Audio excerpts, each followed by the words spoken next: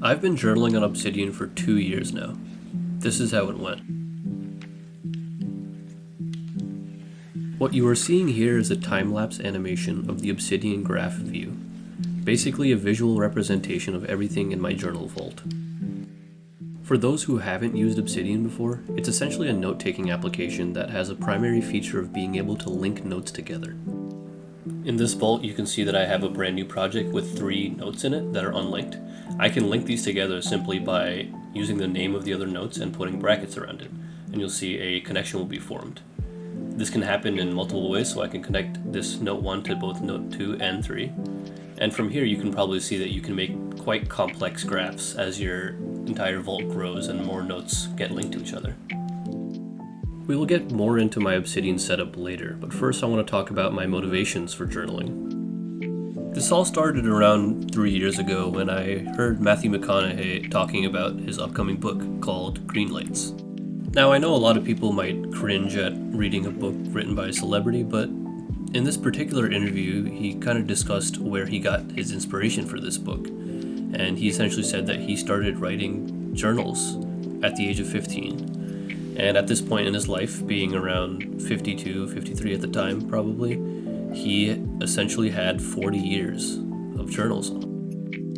From here, he talks about going on a solo retreat out in the desert, bringing along 36 years worth of journals with him. He spent the retreat reading through his entire life essentially, starting from the age of 15 all the way till he was 51. Hearing this story made me want to read the book immediately.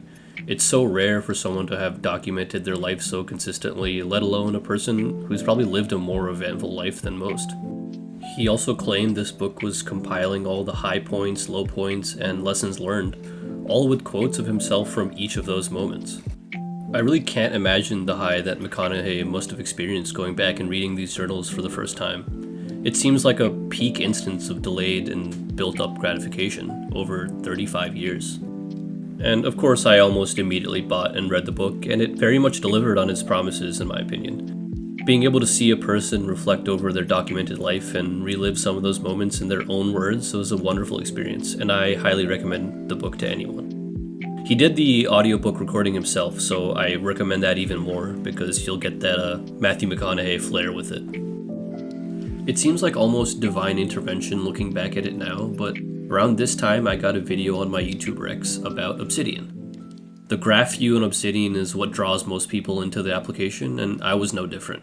I went down an Obsidian rabbit hole pretty soon, and I was kind of drawn in by all these beautiful graphs that people had created with their own private vaults. And honestly, the graph view is still such a cool thing. I used to love looking at a whole page of really well organized notes on paper, and I feel like the graph view taps into that same thing. It's kind of like the visualization of a lot of hard work. As I started kind of looking around in the community, I realized that people were mostly using Obsidian for things like school, note-taking, and just overall information-based things. People used to refer to it as a second brain in some cases. Since my use case was more about personal journaling, I kind of had to come up with my own way of linking notes together so that in a way I could develop my graph into a real visual representation of what my life looked like after a few years and all the people, places, and things that I interacted with. So that's kind of exactly what I did. So I essentially split my notes into 2 categories, which were one being the journal entries themselves, and then the other being all the people, places, and things that I talk about in daily life. From here, I color-coded each of the categories. So journal entries would be white, people would be turquoise, places would be green, and concepts/things would be purple. This now meant that I could make notes that would represent the people, places, and things that I talked about. This essentially means that every time I'm writing a journal entry and I talk about a certain person, place, or thing, I can directly link that word to that note. This essentially creates an effect where my graph is showing a visual representation of how often I interact with certain people, go to certain places, and do certain things. You can see here as I grab this node labeled video games, you can see all the journal entries on which I talked about or played video games. You can see visually that over these 2 years it's formed this inner and outer circle where all the people that are important to me, all the places that are important to me, and all the things that are important to me are all kind of bunched up in the center divided by this ring of journal entries, and you have these more fringe people that come in and out of my life and places I go once in a while and things I do once in a while.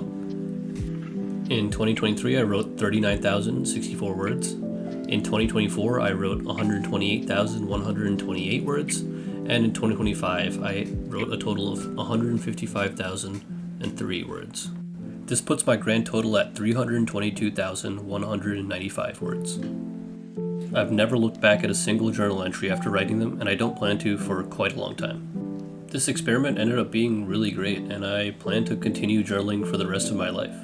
I'll end off this video with a couple of things that I learned across these 2 years. One of the reasons I even started journaling was because I understood that documenting and analyzing is one of the most important things needed to improve.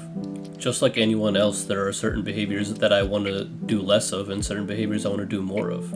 I start off every journal entry with the same thing, where I chronologically lay out what I did during that day. This was extremely important because not only was I documenting all the behaviors that I wanted to continue doing and behaviors that I wanted to stop doing, but I'm also documenting all the things that led up to me doing those things. This is super important because this means that I can focus on solving the root of the issue rather than taking on the entire issue by itself. As an example, there were many days where I skipped the gym, and after documenting it over and over again, I recognized that there was a certain behavior that preceded me skipping the gym, which is me coming home from work and sitting down at my computer, and maybe from that point, someone invites me to a game, and eventually I make excuses to not go. But this is an important data point because now I understand that a small action like just sitting down at my PC after work can yield a massively increased percentage chance that I skip the gym. And this means that I can set up a system around this where I have a non-negotiable that when I come home from work, I'm going straight to the gym and I'm not going to sit at my computer until I'm back. So essentially, by journaling every single day, I'm able to find little actions in my day that can yield massive results when it comes to doing things I want to do and not doing things I don't want to do. The name of the game when it comes to improving at anything is consistency. And I try to use this journal as a way for me to be able to get insight on the things that make me consistent and the things that don't make me consistent. I'm still far from the person that I want to be, but this journal has helped me get a little bit better every single day. The last thing I'll talk about is the benefit I've gained from keeping a pulse on my emotional state over different periods of time. Of course, the important things in my life, like relationships and career, have an impact on my emotional state, but I've also noticed a more natural force over my emotional state that kind of oscillates back and forth, regardless of what's actually going on in my life at that moment. This has actually been a pretty empowering realization for me because I understand more than ever now that time flattens all bumps.